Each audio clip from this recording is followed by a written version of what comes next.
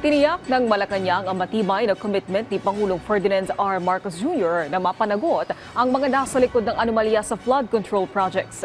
Ayon kay PCO Acting Secretary Dave Gomez, hindi bibiguin ng Pangulo ang taong bayan.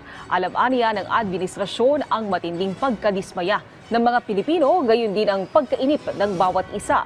Gayunman, kinakailangan aniya na matibay ng mga ebidensya at hakbang para matiyak ang tuluyang pagpapanagot sa mga sangkot sa korupsyon. Dagdag pa ng kalihim, hindi magpapatinag ang Pangulo, lalo't ipinangako na niya na tatapusin ang kanyang nasimulan.